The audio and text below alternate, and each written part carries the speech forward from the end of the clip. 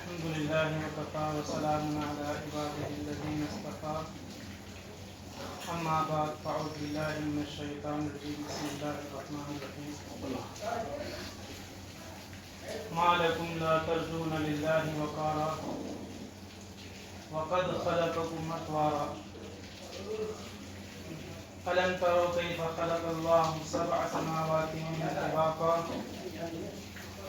وجعل القمر فيهن نورا وجعل الشمس سراجا وقال رسول الله صلى الله عليه وسلم إن أشد الناس عذابا يوم القيامة المصورون. محترم بزرگوں بھائیو، اللہ تبارک و تعالیٰ کا احسان ہے کہ اللہ تبارک و تعالیٰ نے ہمیں ایمان اور اسلام کی دولت عطا فرمائی، اور اللہ تبارک و تعالیٰ نے ہمیں حضور صلی اللہ علیہ وسلم کی امت کے اندر پیدا فرمایا۔ حضرت نوح علیہ السلام جو بڑے پیغمبر ہیں، بڑی لمبی عمر پائی، ان کے متعلق ہماری بات چل رہی تھی۔ پچھلی مرتبہ بتایا گیا تھا کہ نوح علیہ السلام نے اپنی قوم کو اللہ کی توحید اور اپنی رسالت کی طرف بلایا، اور ہر طرح سے نوح علیہ السلام نے اپنی قوم کو سمجھایا۔ کوئی طریقہ ایسا نہیں چھوڑا کہ جو طریقہ فائدہ مند ہو اور نوح علیہ السلام نے اس کو نہ اپنایا ہو۔ ہر طریقہ اپنی قوم کو سمجھانے کے لیے اپنا کے نوح علیہ السلام نے دیکھ لیا اور اللہ کے سامنے اس کا اظہار کیا۔ نوح علیہ السلام کو ایمان لانے پر جو فائدے ملتے ہیں وہ فائدے بھی بتائے، دنیا کے فائدے بتائے، آخرت کے فائدے بتائے، لیکن قوم کسی بھی طریقے سے ماننے کے لیے تیار نہ ہوئی، اس لیے کہ یہ ضدی قسم کے لوگ تھے کہ جو آدمی ضدی ہوتا ہے بس وہ اپنی ہی بات کو صحیح سمجھتا ہے، اپنے ہی طریقے کو، اپنے ہی راستے کو، اسی کو سب کچھ سمجھتا ہے اور وہی اس کو اچھا لگتا ہے، اور اس کو چھوڑنے کے لیے وہ تیار نہیں ہوتا۔ اس کو اپنے اوپر نبی سے بھی زیادہ اعتماد اور بھروسہ ہوتا ہے کہ میں صحیح راستے پر ہوں، اس لیے نوح علیہ السلام کی قوم نے آپ کی بات نہیں مانی۔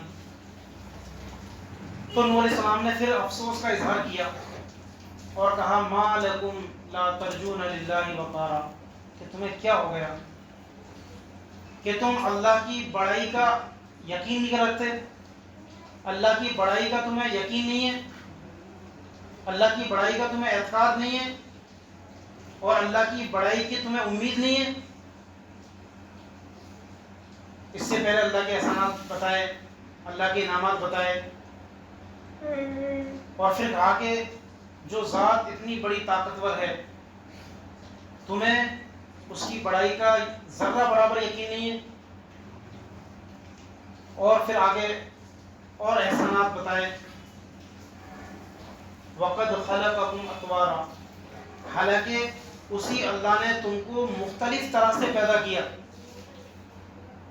کہ تم سب کو اللہ نے طرح طرح سے پیدا کیا، بنایا، ہر چیز تمہیں اللہ نے بہترین دی۔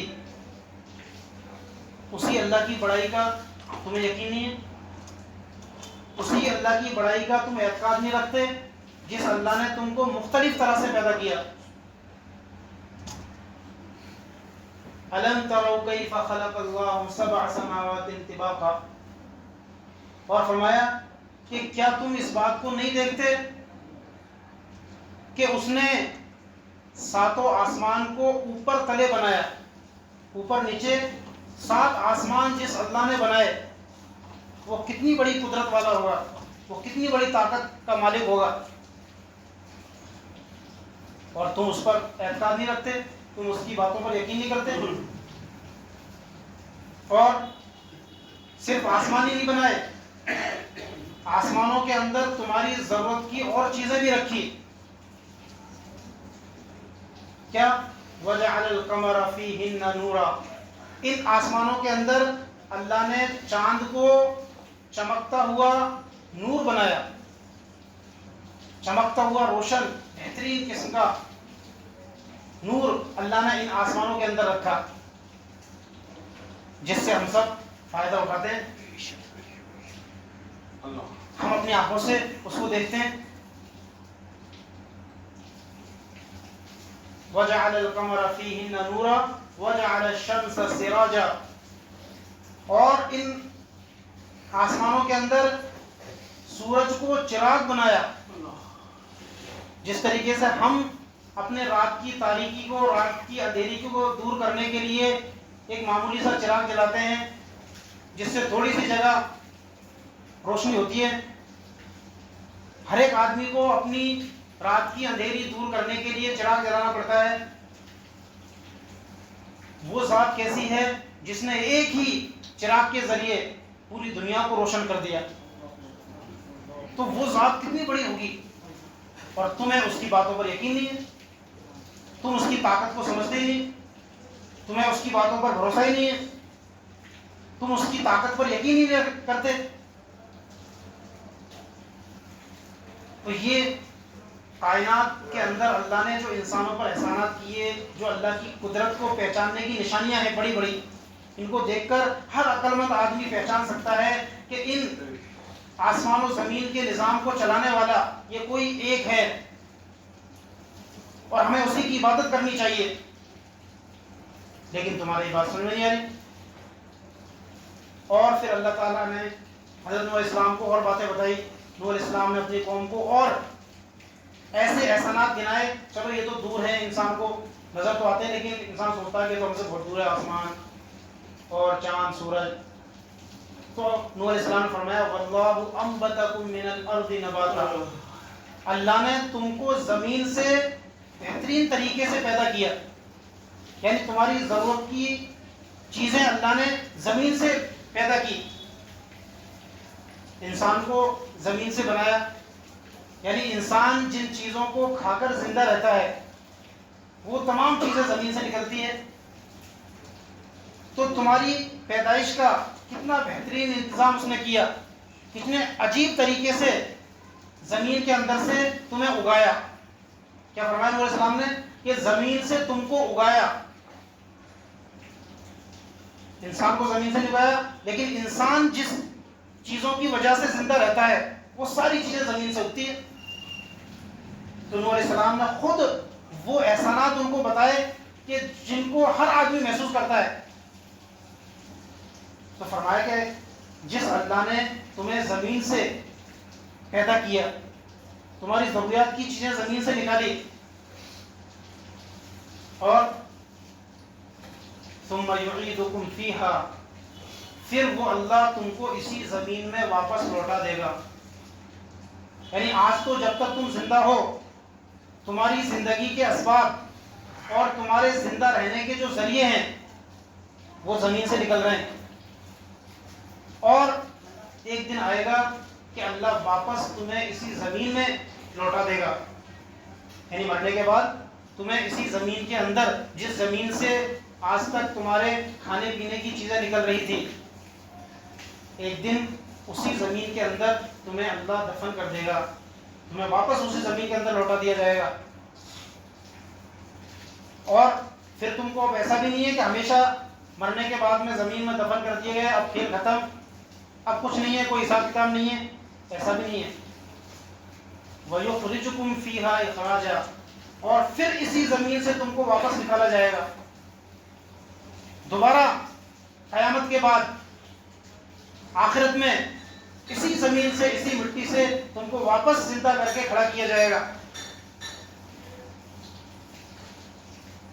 تو کتنے طریقے سے، کتنی اللہ کی نعمت، اللہ کی قدرت، اللہ کی طاقت نوح علیہ السلام نے اپنی قوم کو سمجھائی، لیکن کتنی ضدی اور کتنی ہٹ دھرم قوم تھی کہ اتنی چیزیں سمجھانے کے باوجود بھی ان کے ذرہ برابر کوئی فرق نہیں پڑا۔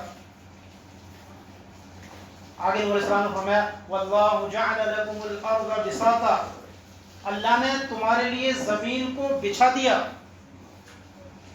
یعنی زمین پانی پر اللہ نے قائم کر رکھی ہے، اور پانی پر کوئی چیز قائم نہیں رہتی ہے، وہ ہلتی ہے۔ ایک جگہ رک نہیں سکتی، لیکن یہ اللہ کی طاقت ہے، اللہ کی قدرت ہے کہ اس نے اتنی لمبی چوڑی زمین کو پانی پر قائم کر رکھا ہے۔ تو اللہ نے زمین کو تمہارے لیے بچھا دیا، تم اس پر اپنی ضروریات پوری کرتے ہو۔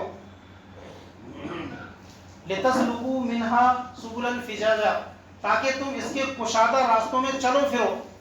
یعنی زمین کو تمہارے لیے مضبوط بنا دیا، ایسا نہیں کہ تم زمین میں دھس جاؤ، چل نہیں سکو، کوئی مکان نہیں بنا سکو، ایسا نہیں ہے۔ زمین کو تمہارے لیے بچھایا تاکہ تم زمین کے راستوں میں، کشادہ راستوں میں، لمبے چوڑے راستوں میں چلو پھرو، اپنی ضروریات پوری کرو۔ وَاللَّهُ جَعَلَ لَكُمُ الْأَرْضَ بِسَاطًا لِتَسْلُكُوا مِنْهَا سُبُلًا فِجَاجًا۔ تو اتنے طریقے سے نوح علیہ السلام نے اپنی قوم کو سمجھایا اور ایک لمبے زمانے تک سمجھایا۔ ہم تو ایک دو دن کسی کو سمجھا کر، ایک دو دن کسی کے پاس میں جا کر دین کی دعوت لے کر، کلمے کی دعوت لے کر، ایک دو مہینے جا کر، ایک دو سال میں جا کر تھک جاتے ہیں کہ اتنے سال ہو گئے مانتا ہی نہیں، اور ہم چھوڑ دیتے ہیں۔ لیکن نوح علیہ السلام نے ایک لمبے زمانے تک، یعنی 950 سال تک اپنی پوری قوم کو اسی طریقے سے سمجھاتے رہے۔ یہ کوئی ایک دو دن کی بات نہیں تھی، انہی باتوں کو روزانہ بار بار انہی باتوں کو نوح علیہ السلام اپنی قوم کے سامنے رکھتے تھے۔ جب موقع ملتا، مجمع میں، اکیلے میں، دن میں، رات میں، ہر جگہ جہاں موقع ملتا وہاں فوراً اللہ کی قدرت، اللہ کی طاقت بیان کرتے۔ لیکن جب ایک لمبا زمانہ ہو گیا اور نوح علیہ السلام نے سمجھ لیا کہ اب یہ قوم ماننے والی نہیں ہے، ابھی تو 950 سال گزرے ہیں، اتنا ہی اور رہ لیا جائے ان کے ساتھ میں، اس سے ڈبل ٹبل اور رہ لیا جائے، تب بھی یہ نہیں مانیں گے۔ تو نوح علیہ السلام نے اس بات کا اندازہ لگا لیا کہ اب یہ ماننے والے نہیں ہیں۔ تو نوح علیہ السلام نے اللہ سے شکایت کی، اس لیے کہ آدمی کب تک برداشت کرے، ہم اتنا لمبا زمانہ برداشت نہیں کر سکتے۔ تو نوح علیہ السلام نے ایک لمبے زمانے تک اپنی قوم کو برداشت کیا، اور پھر اللہ تعالیٰ سے شکایت کی اور کہا قال نوح رب انہم عصونی، اے میرے رب، نوح علیہ السلام نے فرمایا اے میرے رب، ان لوگوں نے میری نافرمانی کی، یعنی میری حکم عدولی کی، میرے حکم کے خلاف چلتے ہیں، میری بات تو مانتے نہیں، میری تو نافرمانی کرتے ہیں۔ اور کس کی بات مانتے ہیں؟ وَاتَّبَعُوا مَن لَّمْ يَزِدْهُ مَالُهُ وَوَلَدُهُ إِلَّا خَسَارًا، ان لوگوں کی بات مانتے ہیں جو بڑے مالدار ہیں، جو مال و اولاد والے ہیں، حالانکہ ان کے مال و اولاد نے ان کو سوائے نقصان کے کچھ نہیں دیا۔ یعنی مجھے اللہ تو نے نبی بنا کر بھیجا، ان کے پاس بھیجا تاکہ یہ میری بات مانے، لیکن ان لوگوں نے ایسا تو نہیں کیا، اور بجائے میری اتباع اور میری اطاعت کرنے کے جو میرے دشمن ہیں، جو قوم کے بڑے مالدار سردار رئیس اور مال و اولاد والے ہیں، یہ ان کی بات مانتے ہیں، ان کا کہا مانتے ہیں، ان کی اتباع کرتے ہیں، حالانکہ ان لوگوں کے مال اور اولاد نے ان کو کوئی فائدہ نہیں پہنچایا۔ کوئی مالدار ہے، اولاد والا ہے، زمین و جائیداد والا ہے تو وہ ہوگا اپنے لیے، تو ہماری قوم کے مالداروں نے ان کو کوئی فائدہ نہیں پہنچایا سوائے نقصان کے، یعنی ان سرداروں نے ان کو گمراہی میں رکھا۔ ہونا تو یہ چاہیے کہ کوئی آدمی کسی قوم کا سردار ہے، ذمہ دار ہے، بڑا ہے، تو ہونا کیا چاہیے کہ وہ اپنی قوم کو صحیح رہنمائی کرے اور اپنی قوم کو صحیح راستے پر لے کر آئے اور اپنی قوم کا بھلا چاہے، دین اور دنیا دونوں کے حساب سے، کہ میری قوم کا دنیا میں بھی فائدہ ہو، آخرت میں بھی فائدہ ہو۔ لیکن یہ قوم کے سردار بھی ایسے ہی تھے کہ انہوں نے بھی ان کو غلام بنا کے رکھا اور ان کا کوئی بھلا نہیں کرا سوائے نقصان کے۔ اور ان سرداروں نے ان سے کیا کہا؟ یہ سردار بھی ان سے یہ کہتے ہیں کہ دیکھو اپنے معبودوں کو مت چھوڑنا، سردار بھی ان کو یہ کہتے کہ تم نے جو اپنے معبود بنا رکھے ہیں اور تم جن کی عبادت کرتے ہو، تمہارا جو دین اور مذہب ہے، بس تم اسی پر چلتے رہو، اس کو چھوڑنا مت۔ جیسا کہ آج کل کہتے ہیں کہ کہ ہمارا جو طریقہ ہے طور طریقہ بس اسی پہ چلتے رہو، اس کو مت چھوڑو. تو نوح علیہ السلام کی قوم کے سرداروں نے بھی اپنی قوم کو یہ کہا کہ بھائی جو طریقہ ہے تمہارا، اپنے جو معبود بنا رکھے ہیں بس ان کو مت چھوڑو، ان کے طریقے پر چلتے رہو، انہی کی عبادت کرتے رہو. تو نوح علیہ السلام نے اپنی قوم کی شکایت اللہ کے سامنے یہ رکھی. اس کے بعد میں پھر اور اللہ سے دعا مانگی. وہ انشاءاللہ آئندہ اللہ تعالیٰ ہم سب کو عمل کی توفیق عطا فرمائے.